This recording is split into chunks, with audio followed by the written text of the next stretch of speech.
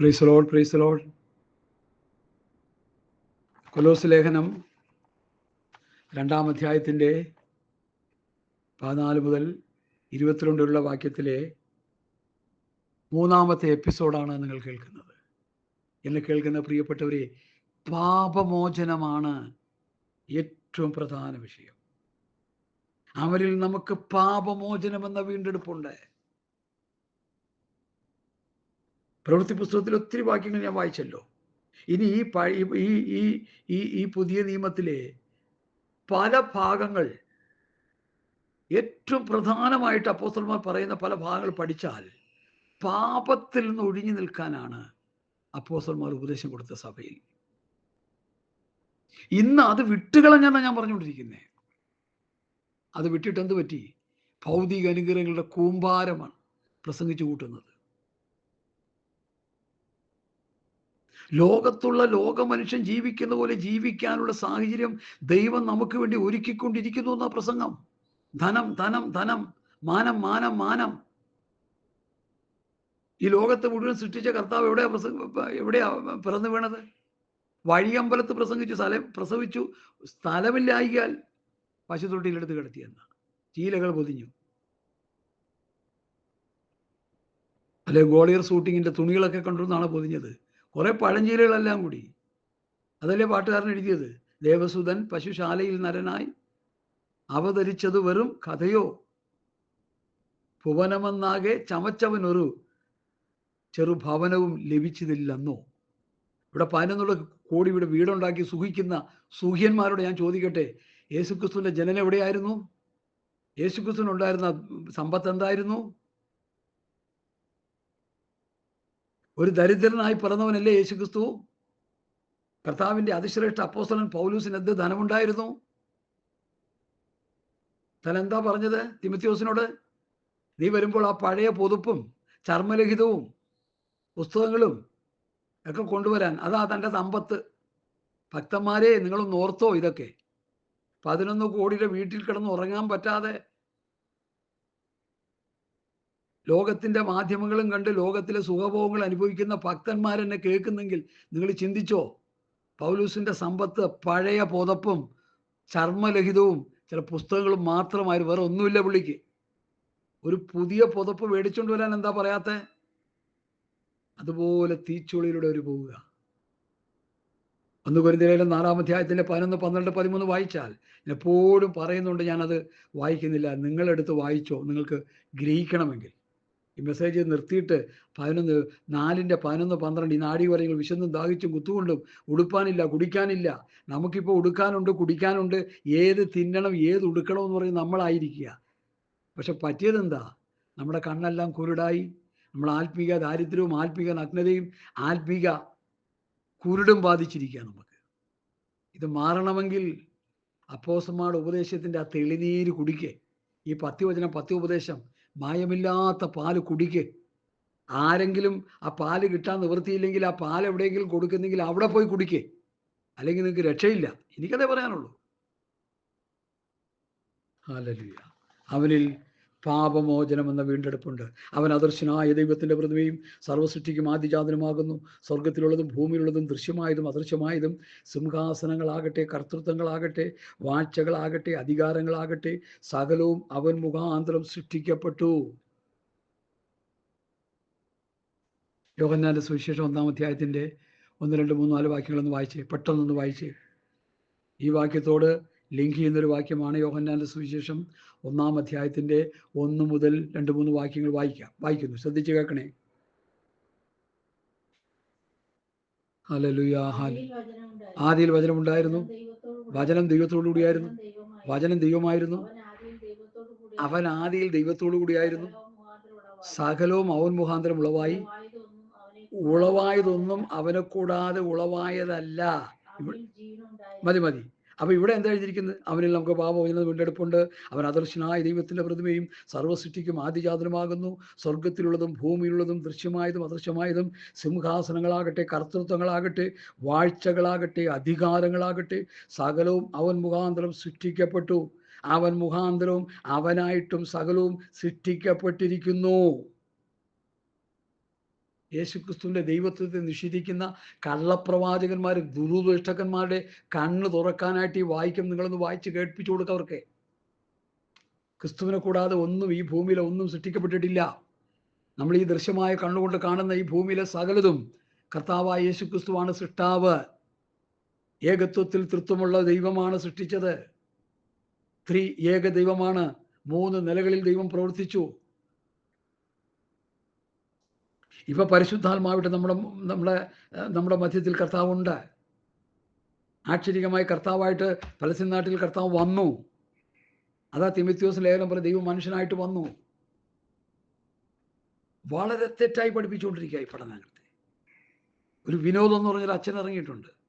അപ്പി ഹിപ്പി സ്റ്റൈലിൽ മുടിയൊക്കെ നീട്ടി വളർത്തി ഒരു വലിയ ജ്ഞാനിയാണെന്ന് പുള്ളിക്ക് തോന്നിപ്പോകും.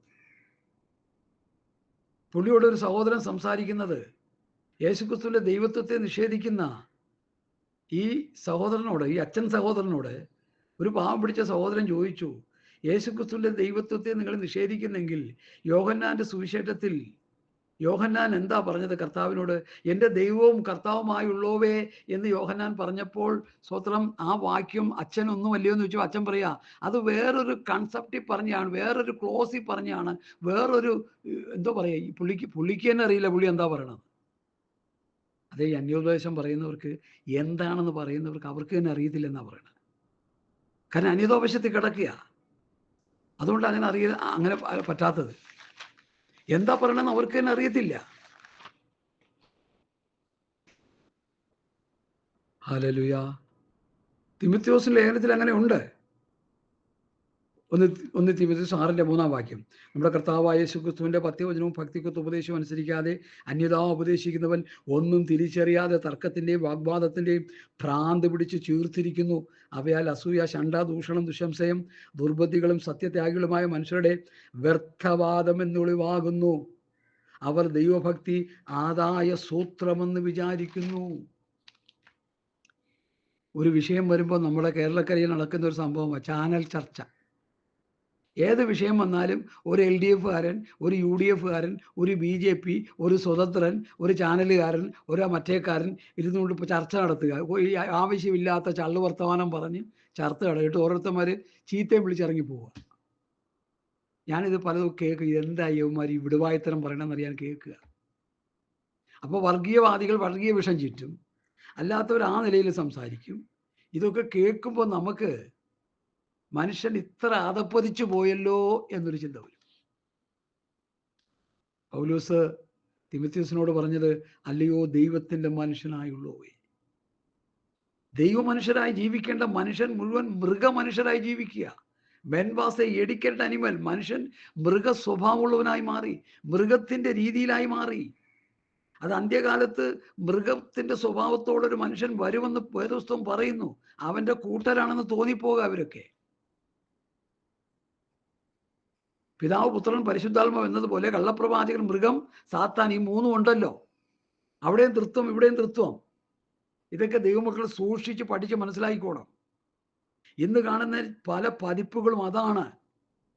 അല്ലാതെ ശുദ്ധമായ ദൈവവചനം, നിർമ്മലമായ ദൈവവചനം പ്രസംഗിച്ച് ജനത്തെ നിത്യതയ്ക്ക് വേണ്ടി ഒരുക്കുന്ന ശുശ്രൂഷകന്മാര് ഒരു ചെറിയ ശേഷിപ്പേ ഉള്ളൂ എന്ന് ഇന്നത്തെ വിശ്വാസികൾ മനസ്സിലാക്കണം. ദൈവദാസന്മാർ മനസ്സിലാക്കണം. ദൈവസഭ മനസ്സിലാക്കണം. ബഹുഭൂരിപക്ഷം സാത്താന്റെ ഏജന്റുകളാണെന്ന് മനസ്സിലാക്കണം.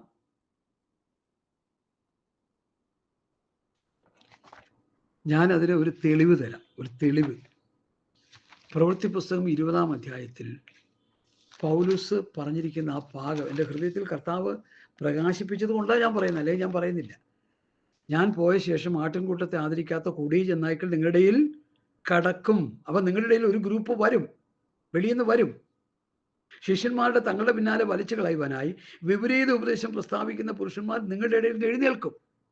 അപ്പൊ നിങ്ങളുടെ ഗ്രൂപ്പിൽ നിന്ന് ചിലർ എഴുന്നേറ്റ് വരും, ചിലർ നിങ്ങളുടെ ഇടയിൽ കടക്കി. 2 ഗ്രൂപ്പും കിടന്ന് അമ്മാനമാടുക ഇന്നത്തെ ആത്മീയ കോളത്തിൽ. നല്ല നല്ല ചർച്ചകളിൽ അവിടെ നിന്ന് തന്നെ ചിലർ എണീക്കും, സാത്താൻ എണീപ്പിക്കും. ചിലരെ എണീപ്പിച്ചിട്ട് അവിടെ അതിൻ്റെ ഇടയിൽ കൊണ്ടുവരും. എഫെസോസ് സഭയിൽ അങ്ങനെ വന്നല്ലോ. അപ്പോസ്തലന്മാർ പറഞ്ഞ പോലെ ഒരു ഗ്രൂപ്പ് അവിടെ വന്നു. അവിടുത്തെ പാസ്റ്ററും വിശ്വാസികളും എല്ലാം കൂടി വിവേചിച്ചപ്പോൾ കള്ളന്മാരെന്ന് കണ്ടു, ഗേറ്റ് ഔട്ട് അടിച്ചു. ഇപ്പോഴോ ഈ കള്ളന്മാർ കയറിക്കിടന്ന് ഞെരങ്ങുക സഭയിൽ. പ്രവചനം പറഞ്ഞു, അത് ഇതുമൊക്കെ പറഞ്ഞ് കണ്ട ചപ്പും ചവറും ഒക്കെ വിളമ്പി വിശ്വാസികളും ശുശ്രൂഷകന്മാരും ഇതൊന്നും അറിയാതെ നശിച്ച് നാമാവിശേഷമായിക്കൊണ്ടിരിക്കുന്ന ഒരു ചിത്രമാണ് ഞാൻ കാണുന്നേ. ഹല്ലേലൂയ. സ്വർഗത്ത് പോകണമെന്നൊരു ചിന്ത ഒരു മനുഷ്യനും ഇന്നില്ല. കാഹളം ധ്വനിക്കുമ്പോൾ രൂപാന്തരം പ്രാപിക്കണമെന്നോ അല്ലെങ്കിൽ ഉയർത്തെഴുന്നേറ്റ് വരണമെന്നൊരു ചിന്തയോ ഒരു പഠനമോ ഇന്ന് പെന്തക്കോസ്തുകാരുടെ ഇടയിൽ ഇല്ല. പ്രസംഗിച്ച് കാശുണ്ടാക്കണം, പ്രസംഗിച്ച് കസേര ഉറപ്പിക്കണം, തെരഞ്ഞെടുപ്പ് നടന്നാൽ കോഴ കൊടുത്ത് സീറ്റ് ഉറപ്പിക്കുക. ഇത് എവിടത്തെ രീതി? എന്നിട്ട് മരം ചാഞ്ഞു വരുന്ന പോലെ പ്രസംഗിക്കുക. ഇതിൻ്റെ പിന്നിലെല്ലാം ദുരാത്മാവാണെന്ന് എന്നെ കേൾക്കുന്ന പ്രിയപ്പെട്ടവരെ, ഇനിയെങ്കിലും നിങ്ങളിത് മനസ്സിലാക്കണം. ഞാനിത് വെറുതെ പറയുകയല്ല. I have experience 50 years. 15 അല്ല, 50, 50 വർഷം, 50 വർഷത്തിന് മേലെയായി ഇന്നത്തെ പെന്തക്കോസ്ത് സമൂഹത്തെ ഞാൻ പഠിച്ചുകൊണ്ടിരിക്കുക. മനുഷ്യനെ നന്നാക്കാനുള്ള ഉപദേശം വളരെ പരിമിതമാണ്, വളരെ പരിമിതമാണ്, വളരെ പരിമിതമാണ്. ഏറെയും ദൈവത്തിൽ നിന്ന് അകറ്റി നരകത്തിലേക്ക് തള്ളിക്കളയുന്ന കൂട്ടങ്ങളാണ് ഇന്ന് കൂടുതലുള്ളത്. അതുകൊണ്ട് സൂക്ഷിച്ച് പഠിച്ചോ. പൗലോസ് പറയുന്നു, ആട്ടിൻകൂട്ടത്തെ ആദരിക്കാത്ത കൊടിയ ചെന്നായ്ക്കൾ നിങ്ങളുടെ ഇടയിൽ കടക്കുമെന്ന് ഞാൻ അറിയുന്നു. ശിഷ്യന്മാരെ തങ്ങളുടെ പിന്നാലെ വലിച്ചു കളയുവാനായി വിപരീത ഉപദേശം പ്രസ്താവിക്കുന്ന പുരുഷന്മാർ നിങ്ങളുടെ ഇടയിൽ നിന്ന് എഴുന്നേൽക്കും. ചിലർ കടക്കും, ചിലർ എഴുന്നേൽക്കും. ആകയാൽ ഉണർന്നിരിപ്പീൻ. ഞാൻ 3 സംവത്സരം രാപ്പകൽ ഇടപെടാതെ കണ്ണുനീർ വാർത്തുകൊണ്ട് ഓരോരുത്തരോട് ബുദ്ധി പറഞ്ഞത് തന്നത് ഓർത്തുകൊള്ളുവീൻ. നിങ്ങൾക്ക് ആത്മീയവർദ്ധന വരുത്തുവാനും സകല വിശുദ്ധന്മാരോട് കൂടി അവകാശം തരാൻ കഴിയുന്ന ദൈവത്തിലും അവൻ്റെ കൃപയുടെ വചനത്തിലും ഞാനിപ്പോൾ നിങ്ങളെ ഫലമേൽപ്പിക്കുന്നു. കൃപയുടെ വചനത്തിൽ സഭയെ നിർത്തിയിരിക്കുക. വചനത്തിൻ്റെ വ്യവസ്ഥയിൽ നിന്നോണം. നിങ്ങൾ എൻ്റെ വചനത്തിൽ നിലനിൽക്കുന്നുവെങ്കിൽ, കണ്ടോ, വാസ്തവത്തിൽ നിങ്ങൾ എൻ്റെ ശിഷ്യന്മാരായി. ആരാ? മോശയുടെ ന്യായപ്രമാണത്തിൽ നിന്നവരോട് പറയുക, നിങ്ങൾ എൻ്റെ വചനത്തിൽ നിലനിൽക്കണമെന്ന്. 2 പ്രമാണം അവിടെ വന്നില്ലേ ദൈവമക്കളെ? കർത്താവായ യേശുക്രിസ്തുവിന്റെ പത്യവചനവും ഭക്തിക്കൊത്ത ഉപദേശവും അന്യതാ ഉപദേശവും. അവിടെ 2 പ്രമാണത്തെക്കുറിച്ച്, അന്യതാ ഉപദേശവും ഭക്തിക്കൊത്ത ഉപദേശവും. നിങ്ങൾ എൻ്റെ വചനത്തിൽ നിൽക്കുന്ന വാസ്തവത്തിൽ നല്ല ശിഷ്യന്മാരായി. മോശയുടെ വചനത്തിൽ നിൽക്കുന്നവരോട് പറയുക, എൻ്റെ വചനത്തിൽ നിൽക്കണം. എന്താ കാര്യം? ഞാൻ നിങ്ങളോട് സംസാരിച്ച വചനങ്ങൾ ആത്മാവും ജീവനുമാകും. കർത്താവ് പറഞ്ഞ വചനത്തിലാണ് ആത്മാവുള്ളത്, ജീവനുള്ളത്. അതുകൊണ്ടാണ് ആ വചനത്തിൽ നിൽക്കണമെന്ന് പറയുന്നത്. അത് മനസ്സിലാവുന്നുണ്ടോ? ഇനിയെങ്കിലും മനസ്സിലാവുന്നുണ്ടോ? ഞാനിത് പല പ്രാവശ്യം റിപ്പീറ്റ് ചെയ്യുന്നുണ്ട്. ഹല്ലേലൂയ, ഹല്ലേലൂയ, ഹല്ലേലൂയ, സ്തോത്രം. അപ്പോ അവൻ അദൃശ്യനായ ദൈവത്തിൻ്റെ പ്രതിമയും, അല്ലേ? ഓ, എത്ര ഭയങ്കരമായിട്ടാണ് ഇവിടെ പൗലോസ് ആ വിഷയങ്ങളെ പറയുന്നത്. അവൻ അദൃശ്യനായ ദൈവത്തിൻ്റെ പ്രതിമയും സർവസൃഷ്ടിക്കും ആദ്യജാതനും. ഉണ്ടോ? സ്വർഗത്തിലുള്ളതും ഭൂമിയിലുള്ളതും ദൃശ്യമായതും സദൃശ്യമായതും സിംഹാസനങ്ങളാകട്ടെ, അദൃശ്യമായതും സിംഹാസനങ്ങളാകട്ടെ, കർത്തൃത്വങ്ങളാകട്ടെ, വാഴ്ചകളാകട്ടെ, അധികാരങ്ങളാകട്ടെ, സകലവും അവൻ മുഖാന്തരം സൃഷ്ടിക്കപ്പെട്ടു. അതുകൊണ്ടല്ലേ കർത്താവ് പറഞ്ഞത്, സ്വർഗത്തിലും ഭൂമിയിലും സകല അധികാരവും എനിക്ക് നൽകപ്പെട്ടിരിക്കുന്നു. ആകയാൽ നിങ്ങൾ പുറപ്പെട്ട് പിതാവിൻ്റെയും പുത്രൻ്റെയും പരിശുദ്ധാത്മാവിന്റെ നാമത്തിൽ സ്ഥാനപ്പെടുത്തി ഞാൻ നിങ്ങളോട് കൽപ്പിച്ചതൊക്കെയും പ്രമാണിപ്പാൻ നിങ്ങളോട് ഉപദേശിച്ചുകൊണ്ട് സകല ജാതികളെയും ശിഷ്യരാക്കിക്കൊള്ളുവീൻ. മത്തായിയുടെ അവസാന ഭാഗവും മർക്കോസിന്റെ അവസാന ഭാഗം കൂടി ചേർത്ത് പഠിക്കുമ്പോഴാണ് നിങ്ങൾ പോയി സർവ്വസൃഷ്ടിയോടും സുവിശേഷം പ്രസംഗിപ്പീൻ. വിശ്വസിക്കുന്നവരെ പിതാവിൻ്റെയും പുത്രൻ്റെയും പരിശുദ്ധാത്മാവിൻ്റെയും നാമത്തിൽ സ്ഥാനപ്പെടുത്തി ഞാൻ നിങ്ങളോട് കൽപ്പിച്ചതൊക്കെയും പ്രമാണിപ്പാൻ തക്കവണ്ണം ഉപദേശിച്ചുകൊണ്ട് സകല ജാതികളെയും ശിഷ്യരാക്കിക്കൊള്ളുവീൻ. ഓൾ നേഷൻസ്, കറുത്തവനെന്നോ വെളുത്തവനെന്നോ പണ്ഡിതനെന്നോ പാമരനെന്നോ കുചേലനെന്നോ കുമേരനെന്നോ അമേരിക്കക്കാരനെന്നോ ലണ്ടൻകാരനെന്നോ ഇന്ത്യക്കാരനെന്നോ ചൈനക്കാരനെന്നോ ഏത് ജാതിയിൽപ്പെട്ടവനും ഏത് ഗോത്രത്തിൽപ്പെട്ടവനും ഏത് ഭാഷയിൽപ്പെട്ടവനും സുവിശേഷം പ്രസംഗിച്ച് ശിഷ്യരാക്കണം. സുവിശേഷത്തിന്റെ 1ാമത്തെ പാർട്ടാണ് അത്. പഠിച്ചോണം നന്നായിട്ട്. മറ്റൊരുത്തിനും രക്ഷയില്ല, നാം രക്ഷിക്കപ്പെടുവാൻ ആകാശത്തിന് കീഴിൽ ഭൂമിയിൽ നൽകപ്പെട്ട വേറൊരു നാമമില്ല. സുവിശേഷത്തിന്റെ 1ാമത്തെ ഭാഗം. ആ 1ാമത്തെ ഭാഗം കേട്ട് ദൈവസഭയിൽ വന്ന് സ്നാനപ്പെട്ട് അഭിഷേകം പ്രാപിച്ച് വരുന്നവരെ കർത്താവ് യേശുക്രിസ്തുവിന്റെ പത്യവചനം ഭക്തിക്കൊത്ത് ഉപദേശം പഠിപ്പിച്ച് കർത്താവിൻ്റെ വരവിന് വേണ്ടി ആത്മീയ വളർച്ച കൊടുത്ത് ആത്മീയ വർധനവ് ആത്മീയ നിറവിലേക്ക് നടത്തി കർത്താവിൻ്റെ വരവിന് വേണ്ടി ഒരുക്കി നിർത്തുന്ന സുവിശേഷത്തിൻ്റെ 2ാം ഭാഗം. അതാണ് ദൈവസഭയുടെ ഉപദേശം പഠിപ്പിച്ച് അവരെ പ്രാപ്തന്മാരാക്കുക. ഞാൻ ഈ പറഞ്ഞ കാര്യം നന്നായിട്ട് ഗ്രഹിച്ചോണം. സുവിശേഷത്തിൻ്റെ 2 പാർട്ടുണ്ട്. ഒന്ന് കോമൺ സാൽവേഷൻ, മറ്റൊരുത്തരിലും രക്ഷയില്ല. ലോകത്ത് പിറന്നു വീണ ഒരു അവതാരങ്ങളിലും രക്ഷയില്ല. രക്ഷ യേശു ക്രിസ്തുവിൽ മാത്രം. അങ്ങനെ രക്ഷിക്കപ്പെട്ടു വരുന്നവരെ നിത്യതയ്ക്ക് വേണ്ടി ഒരുക്കിയെടുക്കുന്ന പുതിയ നിയമസഭയുടെ ഉപദേശം പഠിപ്പിച്ചവരെ ഒരുക്കിയെടുക്കുന്നതാണ് രണ്ടാമത്തെ സുവിശേഷം എന്ന് പറയുന്ന ഉപദേശം പഠിപ്പിച്ച് അവരെ ക്രിസ്തുവിൽ തികഞ്ഞവരാക്കി നിർത്തുക. ഇത് നന്നായിട്ട് പഠിച്ചോണം. ഇത് മനസ്സിലാക്കി വേണം നമ്മൾ മുമ്പോട്ട് പോകാൻ. സുവിശേഷം കേട്ട് രക്ഷിക്കപ്പെട്ട് കിടക്കുന്ന, സഭയിൽ കിടക്കുന്ന വിശ്വാസികളെല്ലാം രക്ഷിക്കപ്പെട്ട് കിടക്കുന്നവരാ. ഇവരാരും കർത്താവിൻ്റെ വരവിന് വേണ്ടി ഒരുങ്ങാനായിട്ട് ആരും ഒരുക്കുന്നില്ല. ഞാൻ ഇന്നലെ കണ്ടൊരു സഹോദരനോട് പറഞ്ഞു, മരിക്കാൻ കാത്തിരിക്കുക ഇവർ സ്വർഗത്തിലേക്ക് കയറ്റിവിടാൻ. കുറെ പാട്ടൊക്കെ പാടി, കുറെ പ്രസംഗങ്ങളൊക്കെ നടത്തി. കാരണം ഞാനത് വ്യക്തമായി കണ്ട് മനസ്സിലാക്കിയതാ. മരിച്ചു കഴിയുമ്പോൾ ഇവരുടെ പ്രസംഗങ്ങളും ഇവരുടെ പാട്ടുകളും കേട്ട് വേണം ഈ പുള്ളി മുകളിലോട്ട് പോകാൻ എന്ന് തോന്നിപ്പോവുക എനിക്ക്, ഈ ചെയ്തികൾ കണ്ടിട്ട്. കാരണം ജീവിച്ചിരുന്നപ്പോൾ ഈ ഉപദേശങ്ങളൊന്നും അവരെ പറഞ്ഞു കേൾപ്പിച്ചില്ല. 1 കൊരിന്ത്യർ ലേഖനം 15-ാം അധ്യായം ഒന്നും മരിക്കുന്നവരെ അവരെ പ്രസംഗിച്ച് കേൾപ്പിച്ചിട്ടില്ല. വല്ലവനും ചാകണം ഇത് കേൾക്കണമെങ്കിൽ. ഞങ്ങളൊക്കെ അങ്ങനെയല്ല. കണ്ടുമിക്കുന്ന രൂപാന്തരം പെടുമെന്നും ക്രിസ്തുവിൽ മരിച്ചവർ ഉയർത്തെഴുന്നേൽക്കുന്നൊക്കെ ഇപ്പോഴേ ഞങ്ങൾ പ്രസംഗിച്ചുകൊണ്ടിരിക്കുക. മരണമേ നിന്റെ ജയമെവിടെ, മരണമേ നിന്റെ വിഷമുള്ളവിടെ, മരണത്തിന്റെ വിഷമുള്ള പാപം, പാപത്തിന്റെ ശക്തി ന്യായപ്രമാണം. പാപത്തിന്റെ ശക്തി ന്യായപ്രമാണം എന്ന് പ്രസംഗിക്കും. അതെന്താണെന്ന് തെളിച്ചു കൊടുക്കുന്ന എത്ര പേരുണ്ട്? മരണത്തിന്റെ പ്രമാണമാ, ഇരുട്ടിന്റെ പ്രമാണമാ, കല്ലിൽ കൊത്തിവെച്ച പ്രമാണം, മോശയിക പ്രമാണത്തെക്കുറിച്ച് പറയാതെ ആ പ്രമാണത്തിൽ അധിഷ്ഠിതമായി ജീവിച്ചവരൊക്കെ മരിച്ചു പോയിക്കൊണ്ടിരുന്നു. യേശുക്രിസ്തു വന്നാണ് എന്നിൽ വിശ്വസിക്കുന്നു മരിച്ചാലും ജീവിക്കുമെന്ന് കർത്താവ് പ്രസംഗിക്കാൻ തുടങ്ങി. റോമാലേഖനം 5-ാം അധ്യായത്തില് ഒരു പഠനമുണ്ട്. ഞാൻ നിങ്ങളൊന്ന് വായിച്ച് കേൾപ്പിക്കാം. അത് കേൾക്കാത്തവരും ഗ്രഹിക്കാത്തവരും ഉണ്ടെങ്കിൽ അത് കേട്ട് പഠിച്ചോണം. എപ്പോഴും ഇതൊന്നും പ്രസംഗിക്കത്തില്ല. ആത്മാവ് ഹേമം തരുമ്പോഴാണ് ഇത് പ്രസംഗിക്കുന്നത്. അതുകൊണ്ട് ഏകമനുഷ്യനാൽ പാപവും പാപത്താൽ മരണവും ലോകത്തിൽ കടന്നു. ഇങ്ങനെ എല്ലാവരും പാപം ചെയ്യുകയാൽ മരണം സകല മനുഷ്യരിലും പരന്നിരിക്കുന്നു. പാപമോ ന്യായപ്രമാണം വരെ ലോകത്തിലുണ്ടായിരുന്നു. അപ്പം ന്യായപ്രമാണ സമയത്ത് പാപമുണ്ട്. എന്നാൽ ന്യായപ്രമാണം ഇല്ലാതിരിക്കുമ്പോൾ പാപത്തെ കണക്കിടുന്നില്ല. എങ്കിലും വരുവാനുള്ള പ്രതിരൂപമായ ആദാമിന്റെ ലംഘനം വരെ ലംഘനത്തിന് തുല്യമായി പാപം ചെയ്യാത്തവരിലും മരണം ആദാം മുതൽ മോശ വരെ വാണിരുന്നു. എന്നാൽ ലംഘനത്തിന്റെ കാര്യവും കൃപാവരത്തിന്റെ കാര്യവും ഒരുപോലെയല്ല.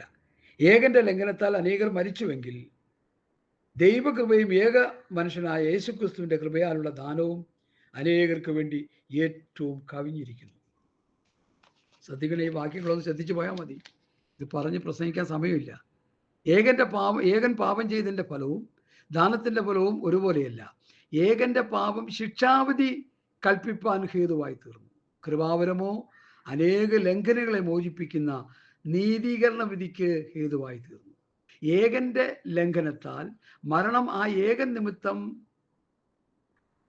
വാണു എങ്കിൽ കൃപയുടെയും നീതിദാനത്തിന്റെയും സമൃദ്ധി ലഭിക്കുന്നവർ യേശു ക്രിസ്തു എന്ന ഏകൻ നിമിത്തം ഏറ്റവും അധികമായി ജീവനിൽ വാഴും. നിത്യജീവനിൽ വാഴുന്നത് ക്രിസ്തുവിന്റെ പ്രമാണം കേട്ടനുസരിക്കുന്നതിലൂടെയാണെന്ന് ഇനിയെങ്കിലും മനസ്സിലാക്കണം. മോശയിക പ്രമാണം കൊല്ലുന്ന പ്രമാണമാണ്, അത് മരണത്തിന്റെ പ്രമാണമാണ്, അത് ഇരുട്ടിന്റെ പ്രമാണമാണെന്ന് 2 കൊരിന്ത്യർ ലേഖനം 3-ാം അധ്യായം എടുത്ത് നന്നായിട്ട് വായിച്ച് പഠിച്ചോണം. വേണമെങ്കിൽ ഞാനൊന്ന് വായിച്ച് കേൾപ്പിക്കാം. കാരണം ഇതൊന്നും എടുത്ത് വായിക്കാനായിട്ട് പലർക്കൊന്നും സമയമില്ല. എല്ലാവരും ബിസിയാ. ഇത് കേൾക്കാൻ തന്നെ സമയമുണ്ടോ എന്ന് എനിക്കറിയത്തില്ല. പലർക്കും എല്ലാവരും ബിസിയാന്നേ. ഞാൻ ചോദിച്ചു, എന്ത് ബിസി? നരകത്തിലേക്കുള്ള ബിസിയാണോ അതോ വല്ല ഗുണമുള്ള ബിസിയാണോ എന്ന് ഞാൻ സാധാരണ ചോദിക്കാറുണ്ട്. സ്തോത്രം സ്തോത്രം സ്തോത്രം സ്തോത്രം. 1 കൊരിന്ത്യർ ലേഖനം 3-ാം അധ്യായം. ഹൃദയമെന്ന പുതിയ നിയമ പ്രമാണം എവിടെ എഴുതിയത്? കൽപ്പലകയിലല്ല, ഹൃദയമെന്ന മാംസത്തിൽ തന്നെ എഴുതിയിരിക്കുന്നു. ഈ വിധം ഉറപ്പ് ഞങ്ങൾക്ക് ക്രിസ്തുവിനാലുണ്ട്.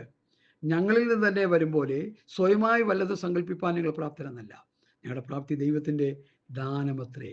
അവൻ നിങ്ങളെ പുതു നിയമത്തിൻ്റെ ശുശ്രൂഷകന്മാരാകുവാൻ പ്രാപ്തരാക്കി. അക്ഷരത്തിൻ്റെ ശുശ്രൂഷകന്മാരല്ല, ആത്മാവിൻ്റെ ശുശ്രൂഷകന്മാരത്രേ. അക്ഷരം കൊല്ലുന്നു, ആത്മാവോ ജീവിപ്പിക്കുന്നു.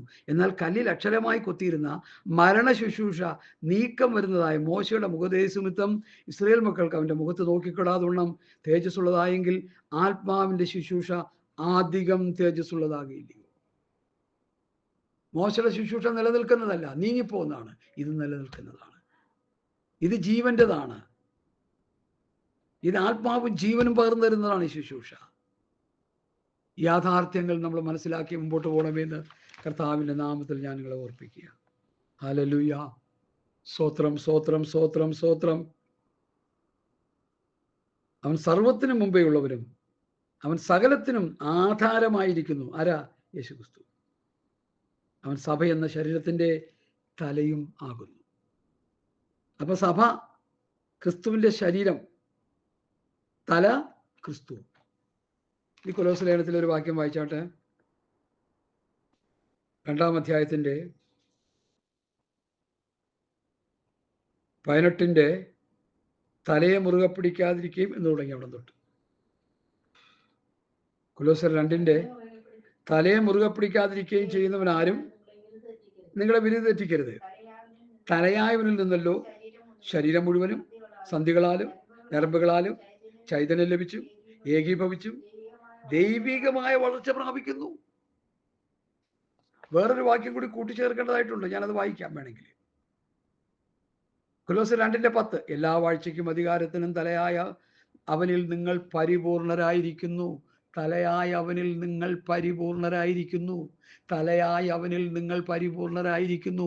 എങ്ങനെ തലയായ അവനിൽ നിങ്ങൾ പരിപൂർണരാകും? തലയായ ക്രിസ്തുവിൽ നിന്നുള്ള ഉപദേശം കേട്ട് ശരീരമാം സഭ ജീവിക്കുമ്പോൾ പരിപൂർണരാകും. ഇല്ലെങ്കിൽ അപൂർണരായി പോകും. മനസ്സിലായോ? മനസ്സിൽ ആയോ? ഇതിൽ കൂടി പറയാൻ എനിക്കറിയില്ല. എൻ്റെ ഭാഷാപ്രയോഗങ്ങൾ ഇച്ചിരി കട്ടിയാ. ഞാൻ സത്യം വിളിച്ച് പറയുന്നതുകൊണ്ട് ഇത്ര ആധികാരികമായിട്ട് പറയുന്നേ. പൊള്ളത്തരങ്ങളല്ല പറയുന്നത്. 10-ാം വാക്യത്തിൽ എല്ലാ വാഴ്ചയ്ക്കും അധികാരത്തിനും തലയായ അവനിൽ നിങ്ങൾ പരിപൂർണരായിരിക്കുന്നു. അവനിൽ നിങ്ങൾ ക്രിസ്തുവിൻ്റെ പരിച്ഛേദനയാൽ ജഡശരീരം ഉരിഞ്ഞു കളഞ്ഞതിനാൽ കൈകൊണ്ടല്ലാത്ത പരിച്ഛേദന ലഭിച്ചു. മനസ്സിലായില്ലേ? അത്രയും പറഞ്ഞു കഴിഞ്ഞിട്ട് പിന്നീട് നമ്മൾ 18-ന്റെ 19-ാം വാക്യത്തിലേക്ക് നമ്മൾ വരുന്നത്. 18-ന്റെ 2-ാം പാർട്ടിലേക്ക് വരുന്നത്. തലയെ മുറുകെ പിടിക്കാതിരിക്കുകയും ചെയ്യുന്നവൻ ആരും വിരുതി തെറ്റിക്കരുത്. എന്താ അതിൻ്റെ അർത്ഥം? ഞാൻ പല പ്രാവശ്യം ഇത് പ്രസംഗിച്ചിട്ടുണ്ട്. ചിലർക്കൊന്നും ഇത് മനസ്സിലാകത്തില്ല. തലയെ മുറുകെ പിടിക്കാതിരുന്ന് പറഞ്ഞാൽ അതിൻ്റെ അർത്ഥം ഞങ്ങൾ വാക്കിനാലോ ലേഖനത്താലോ തന്ന പ്രമാണങ്ങളെ മുറുകെ പിടിക്കണം. അപ്പോസ്തലന്മാർ വാക്കിനാൽ തന്ന പ്രമാണം പ്രവൃത്തി പുസ്തകത്തിൽ ലേഖനങ്ങളിലൂടെ തന്നത് റോമാലേഖനം മുതൽ യൂദയുടെ ലേഖനം വരെ, അല്ലെങ്കിൽ വെളിപ്പാട് പുസ്തകം 1, 2, 3 അധ്യായം 4-ാം അധ്യായത്തിൽ സഭ സ്വർഗത്തിൽ. അപ്പോൾ ഈ പ്രമാണങ്ങളെ നമ്മൾ മുറുകെ പിടിക്കണം. ആ പ്രമാണത്തെ മുറുകെ പിടിക്കാതെ വചനം പ്രസംഗിക്കുന്നവർ എന്തു ചെയ്യുന്നു? വിരുത് തെറ്റിക്കുകയാണ്. എന്ത് വിരുത്? ഫിലിപ്പിയ ലേഖനത്തിൽ പൗലോസ് പറയുന്നു, ഒരു വിരുദിന് വേണ്ടി താൻ ഓടിക്കൊണ്ടിരിക്കുന്നു. ഞാൻ പല പ്രാവശ്യം ഇത് പ്രസംഗിക്കാറുണ്ട്. ലഭിച്ചു കഴിഞ്ഞൊന്നോ തികഞ്ഞവനായൊന്നുമല്ല ഞാൻ ക്രിസ്തുയേശുവിനാൽ പിടിക്കപ്പെട്ടിരിക്കുന്നത് കൊണ്ട് എനിക്കും അത് പിടിക്കാമോ എന്ന് വെച്ച് പിന്തുടരുന്നതേ ഉള്ളൂ. സൗരന്മാരെ ഞാൻ പിടിച്ചിരിക്കുന്നു നിരൂപിക്കുന്നില്ല. ഒന്ന് ഞാൻ ചെയ്യുന്നു, പിൻപുള്ളത് മറന്ന് മുൻപിലുള്ളതിനു വേണ്ടി ആഞ്ഞുകൊണ്ട് ക്രിസ്തുയേശുവിൽ ദൈവത്തിൻ്റെ പരമകളുടെ വിരുദിനായി ലാക്കിലേക്ക് ഓടുന്നു. വേണ്ട, പൗലോസ് വിരുദിനായി ലാക്കിലേക്ക് ഓടുന്നു. രക്ഷിക്കപ്പെട്ട് സ്നാനപ്പെട്ട് പരിശുദ്ധാംശം പ്രാപിച്ച് വിശുദ്ധിയിലും വേർപാടിലും ജീവിക്കുന്ന ദൈവമക്കൾ, ദൈവസഭ അപ്പോസ്തലന്മാരുടെ ഉപദേശം അനുസരിച്ച് വിരുദ് പ്രാപിക്കാൻ ഓടിക്കൊണ്ടിരിക്കണം. അങ്ങനെയാണോ? ഓടിക്കൊണ്ടിരിക്കുകയാണോ ചെയ്യുന്നത്? ഈ സങ്കീർത്തനവും കേട്ട്, ഈ ന്യായപ്രമാണത്തിലെ വെട്ടും കുത്തും കേട്ട്, എസ്തേർ, മൊർദെഖായി, ഹാമാൻ, ദാവീദ്, ഗോലിയാത്ത്, ശൗല് കുന്തത്തുമേ വീണു, ചാകാതിരുന്നുകൊണ്ട് അമലേക്കിനോട് പറഞ്ഞു എന്നെ ഒന്ന് കൊന്നതാ. ഇത് പലരും കൊന്നുകൊണ്ടിരിക്കുക. ഈ പഥ്യവചനം, പഥ്യോപദേശം ജനത്തിന് കൊടുക്കാതെ വരുമ്പോൾ ജനം മരിച്ചുകൊണ്ടിരിക്കുകയാണെന്ന് മനസ്സിലാക്കണം. ആത്മീകമായി ദർശനം നഷ്ടപ്പെട്ട ശുശ്രൂഷകന്മാരാണ് സഭയുടെ തലപ്പത്ത്. ആത്മീക തിമിരം ബാധിച്ചവരാണ് സഭയുടെ തലപ്പത്ത്. തെരഞ്ഞെടുപ്പ് 3 നിലയിലാണ്: ദൈവം തിരഞ്ഞെടുത്തവർ, സംഘടന തിരഞ്ഞെടുത്തവർ, മനുഷ്യൻ കയറി സ്വയമായവർ. ഈ 3 പേരുണ്ട് സുവിശേഷ ഗോളത്തിൽ, ഈ വലിയ ഗോളത്തിൽ. സംഘടനാക്കി വെച്ച ഒരു സംഘടനയുടെ മഹത്വം പറഞ്ഞുകൊണ്ടിരിക്കും. ഞങ്ങൾ ഇത്ര സഭയുണ്ട്, ഞങ്ങൾ ഇത്ര സഭയുണ്ട്, ഞങ്ങൾക്ക് ഇത്ര കക്കൂസുണ്ട്, ഞങ്ങൾക്ക് ഇത്ര കൺവെൻഷൻ പന്തലുണ്ട്, ഞങ്ങൾക്ക് ഇത്രയൊക്കെ ഉണ്ടെന്ന് പറഞ്ഞുകൊണ്ടിരിക്കും. ഇത്ര കോടി രൂപയുടെ ആസ്തിയുണ്ട്. എന്നാൽ ദൈവം അയച്ചവൻ ദൈവത്തിൻ്റെ വായന സംസാരിച്ചുകൊണ്ടിരിക്കും. ദൈവസന്ധതിയായവൻ ദൈവവചനം കേൾക്കും. സ്വയം കയറി ആയവൻ എന്തെങ്കിലുമൊക്കെ പറഞ്ഞുകൊണ്ടിരിക്കും. ഇത് ഞങ്ങളുടെ വൃദ്ധനായ ഉപദേഷ്ടാവ് പറഞ്ഞതുപോലെ ഒരു വാക്യം വായിച്ചിട്ട് മനസ്സിൽ തോന്നുന്നതും വായി വരുന്നതൊക്കെ വിളിച്ചു പറയുക, എന്നിട്ട് അതിന് പ്രസംഗം ഒന്ന് പേരിടുക. വചനം ധ്യാനിക്കാത്തവരും പ്രാർത്ഥിക്കാത്തവരുമായ ഒരു കൂട്ടം ജനത്തിന് ഇത് കുഴപ്പമില്ല. വചനം ധ്യാനിക്കുകയും പ്രാർത്ഥിക്കുകയും ചെയ്യുന്നവർക്ക് ഒരു വേദഭാഗം വായിച്ചാൽ അതിൻ്റെ വിഷയ വിഭജനങ്ങളിലേക്ക് ഇറങ്ങി കാര്യങ്ങൾ കാര്യകാരണ സഹിതം പ്രസംഗിച്ച് അവരെ ഗ്രഹിപ്പിച്ചില്ലെങ്കിൽ പ്രസംഗമൊന്നും പ്രസംഗമായി മാറത്തില്ല. അതൊക്കെ അധിക പ്രസംഗമായിട്ട് പോകും. ഇന്ന് മുഴുവൻ അധിക പ്രസംഗമാ ബഹുഭൂരിപക്ഷവും. അതുകൊണ്ട് എൻ്റെ മുമ്പിൽ ഇരിക്കുന്ന പ്രിയപ്പെട്ടവരോട് ഞാൻ ആത്മാർത്ഥമായിട്ട് വിളിച്ചു പറയുന്നു, തലയെ മുറുകെ പിടിക്കാത്തവൻ ആരും നിങ്ങളുടെ വിരുത് തെറ്റിക്കരുത്. ക്രിസ്തുവിൻ്റെ പ്രമാണം മുറുകെ പിടിച്ച് പ്രസംഗിക്കാത്തവർ വിരുത് തെറ്റിക്കുകയാണെന്ന് ഇനിയെങ്കിലും മനസ്സിലാക്കി വൈകിയ വേളയിൽ. ഹല്ലേലൂയ. തലയായവനിൽ നിന്നല്ലോ, 18-ാം വാക്യം 19-ാം വാക്യം വായിച്ചാട്ടെ. തലയായവനിൽ നിന്നല്ലോ 2:19 കൊലോസിയർ. തലയായവനിൽ നിന്നല്ലോ മുഴുവനും സന്ധികളാലും ഞരമ്പുകളാലും ചൈതന്യം ലഭിച്ചും ഏകീഭവിച്ചും ദൈവികമായ വളർച്ച പ്രാപിക്കുന്നു. ദൈവികമായ വളർച്ച, ആത്മീകമായ വളർച്ച, ദൈവികമായ വളർച്ച. നമുക്ക് വേണ്ടുന്നത് ദൈവികമായ വളർച്ചയാണ്. ജഡപ്രകാരം ഒരു വളർച്ചയല്ല, ജഡപ്രകാരം ഒരു വർധനവല്ല. നമ്മുടെ ബാങ്ക് ബാലൻസ് വർദ്ധിക്കുന്നുണ്ട്, നമ്മുടെ ഭൗതികം കുമിഞ്ഞുകൂടുന്നുണ്ട്. ഏക്കർ കണക്കിന് തോട്ടം വാങ്ങിക്കൂട്ടുക പാസ്റ്റർമാർ, വിശ്വാസികളും. കഞ്ഞിക്ക് വകയില്ലാത്ത പല പ്രിയപ്പെട്ടവരും വിദേശ രാജ്യങ്ങളിൽ പോയിട്ട് അവിടെ അപ്പനും അമ്മയ്ക്കും കാശിന് പോക്കില്ലായിരുന്നു, കഞ്ഞി കുടിക്കാൻ വകയില്ലായിരുന്നു. എന്നാൽ ഞങ്ങൾക്ക് കുറേ കഞ്ഞി കൂടുതൽ കുടിക്കാനുള്ള വക തന്നെന്നും പറഞ്ഞ് കഞ്ഞിക്കുള്ള ഏക്കർ കണക്കിന് തോട്ടവും നെൽപ്പാടങ്ങളും കൃഷിപ്പാടങ്ങളും റബ്ബർ തോട്ടങ്ങളൊക്കെ വാങ്ങി കൂട്ടി ഇട്ടിട്ട് ദൈവം ഞങ്ങളെ അനുഗ്രഹിച്ചെന്ന് പറഞ്ഞുകൊണ്ടിരിക്കുക. നിങ്ങൾക്ക് തെറ്റിപ്പോയി. എഫേസ്യ ലേഖനം 1:3 സ്വർഗത്തിലെ സകല ആത്മീയ അനുഗ്രഹത്താൽ ക്രിസ്തുയേശുവിൽ നമ്മെ അനുഗ്രഹിച്ചിരിക്കുന്ന പിതാവാം ദൈവം വാഴ്ത്തപ്പെട്ടവൻ കർത്താവ് മാത്രമേ യേശു ക്രിസ്തു ഉള്ളൂ. ഇപ്പൊ കത്തോലിക്കര് പലരെയും വാഴ്ത്തിക്കൊണ്ടിരിക്കുക, അവിടെയും പോയി കിടക്കുക.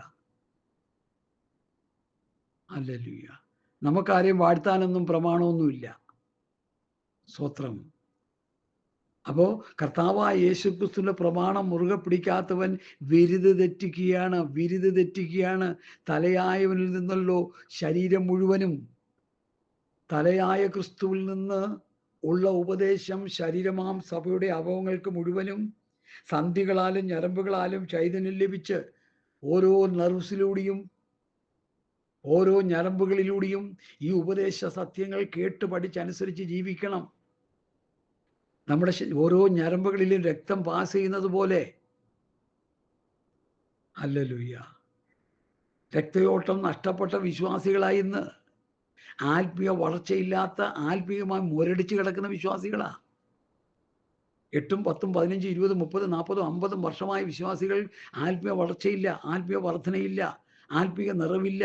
യഹൂദ, ഗലീല, ശമരിയ എന്നീ ദേശങ്ങളിൽ സഭയ്ക്ക് സമാധാനമുണ്ടായി. അത് ആത്മീയ വർധന പ്രാപിച്ചു, ആത്മീയ വളർച്ച പ്രാപിച്ചു, ആത്മീയ നിറവ് പ്രാപിച്ചു വന്നു. അപ്പോസ്തലന്മാരാൽ ഉപദേശം കേട്ടു വളർന്ന സഭകൾക്ക് ആത്മീയ വളർച്ചയുണ്ടായി, ആത്മീയ വർധനവുണ്ടായി. ഇന്നെന്താ ആത്മീയ വളർച്ചയില്ലാത്ത? ഇന്നെന്താ ആത്മീയമായ ഒരു ഗുണമില്ലാത്ത കാര്യം? എന്താ? ഉപദേശമില്ല. പഥ്യവചനം, പഥ്യോപദേശം സഭയിൽ പ്രസംഗിക്കുന്നില്ല. തലയായവരിൽ നിന്നല്ലോ ശരീരം മുഴുവനും സന്ധികളാലും ഞരമ്പുകളാലും ചൈതന്യം ലഭിച്ചും ഏകീഭവിച്ചും ദൈവികമായ വളർച്ച പ്രാപിക്കുന്നു. എഫേസ് ലേഖനത്തിൽ ഒരു പ്രയോഗമുണ്ടല്ലോ, അവൻ ചിലരുടെ അപ്പോസ്തലന്മാരായി, ചില പ്രവാചകന്മാരായി, ചില സുവിശേഷകന്മാരായി, ഇടയന്മാരായി, ഉപദേഷ്ടാക്കന്മാരായി നിയമിച്ചിരിക്കുന്നു. എഫേസർ 4:11 മുതൽ. അത് നാം എല്ലാവരും വിശ്വാസത്തിലും ദൈവപുത്രനെ കുറിച്ചുള്ള പരിജ്ഞാനത്തിലുള്ള ഐക്യതയും തികഞ്ഞ പുരുഷത്വവും ക്രിസ്തുവിന്റെ സമ്പ്രദായ പ്രായത്തിന്റെ അളവും പ്രാപിക്കുവോളം വിശുദ്ധന്മാരുടെ യഥാസ്ഥാനത്തിലുള്ള ശിശുയുടെ വേലയ്ക്കും ക്രിസ്തുവിന്റെ ശരീരത്തിന്റെ ആത്മീയ വർധനവിനുമാകുന്നു. അപ്പൊ ദൈവമാക്കി വെച്ചിരിക്കുന്ന അപ്പോസ്തലന്മാർ, പ്രവാചകന്മാർ, സുവിശേഷകന്മാർ, ഇടയന്മാർ, ഉപദേഷ്ടാക്കന്മാർ ആദിയായവർ പ്രസംഗിച്ച് സഭയെ നടത്തുമ്പോൾ അവർ വിശ്വാസത്തിൽ ദൈവപുത്രനെ കുറിച്ചുള്ള പരിജ്ഞാനത്തിലുള്ള ഐക്യത, തികഞ്ഞ പുരുഷത്വം, ക്രിസ്തുവിന്റെ സമ്പ്രദായ പ്രായത്തിന്റെ അളവ് എല്ലാവർക്കും ഒരുപോലെ കിട്ടും. ഇല്ലെങ്കിൽ ഇല്ല. ഇന്നിപ്പോ എവിടെയുള്ളത്? ദൈവമാക്കി വെച്ച ശുശ്രൂഷകന്മാരുടെ ഉപദേശം കേട്ട് വിശ്വാസത്തിൽ ദൈവത്തിനെ കുറിച്ചുള്ള പരിജ്ഞാനത്തിലുള്ള ഐക്യത, തികഞ്ഞ പുരുഷത്വം, ക്രിസ്തുവിന്റെ സമ്പ്രദായ പ്രായത്തിന്റെ അളവ് എവിടെയാ ഉള്ളത്? ഒന്ന് പറയാമോ? നാളെ അവരോടൊപ്പം നമുക്ക് കൂട്ടായ്മ. സങ്കീർത്തനം കേട്ട് കേട്ട് കേട്ട് കേട്ട് ചെകിടിച്ച് കിടക്കുന്ന വിശ്വാസി, മോശെ ഏലിയാവും ദാവീദിനെ കുറിച്ച് കേട്ട് കേട്ട് കേട്ട് നടക്കുന്ന വിശ്വാസി. ഞങ്ങളുമൊക്കെ ഏലിയാവിനെ പ്രസംഗിക്കാറുണ്ട്, ഞങ്ങളുമൊക്കെ മോശയെ പ്രസംഗിക്കാറുണ്ട്. സന്ദർഭോചിതമായി അല്ല, അവരുടെ കീർത്തികൾ, അവരുടെ പ്രവൃത്തികളെല്ലാം നമ്മൾ ചെയ്യുന്നത്. മോശ ജനത്തെ കൊല്ലുക ചെയ്ത്, അബ്രഹാം ജനത്തെ കൊല്ലുക ചെയ്ത്. പക്ഷെ അത് ശരിയാ, നമ്മളിപ്പോൾ അത് ചെയ്തുകൊണ്ടിരിക്കുന്നു. അത് ശരിയാ. പണ്ടൊരു പാസ്റ്റർ പറഞ്ഞ പോലെ, മീനിനെ പിടിച്ച് കൊന്നുകൊണ്ടിരുന്ന പത്രോസിനെ മീനിനെ പിടിച്ച് ജീവൻ വെപ്പിച്ച് മുമ്പോട്ട് നടത്തുന്ന ശുശ്രൂഷ കർത്താവ് അവനെ ഏൽപ്പിച്ചത്. മറ്റേ പിടിച്ച് കൊല്ലുകയായിരുന്നു, ഇപ്പൊ ജീവിപ്പിക്കുന്നത് ആത്മാവാണ്. ഞാൻ ഇവിടെ സംസാരിച്ച വചനങ്ങൾ ആത്മാവും ജീവനുമാകുന്നു. അപ്പോൾ ദൈവമാക്കി വെച്ച 5 വിധ ശുശ്രൂഷകന്മാർ 5ആയിട്ടും 4ആയിട്ടും പഠിപ്പിക്കുന്നുണ്ട്. എഫേസ് 4:11 നമ്മൾ പഠിക്കുമ്പോൾ 5 വിധ ശുശ്രൂഷകന്മാരായിട്ട് 4ആയിട്ടും പഠിപ്പിക്കുന്നുണ്ട്. ഓക്കെ, കുഴപ്പമില്ല. അങ്ങനെ അവരുടെ ശുശ്രൂഷ കേട്ട് വിശ്വാസത്തിൽ ദൈവത്തിനെ കുറിച്ചുള്ള പരിജ്ഞാനത്തിലുള്ള ഐക്യത, തികഞ്ഞ പുരുഷത്വം, ക്രിസ്തുവിന്റെ സമ്പ്രദായ പ്രായത്തിന്റെ അളവ് എല്ലാവർക്കും ഒരുപോലെ ആയിരിക്കണം. ഒരുപോലെ.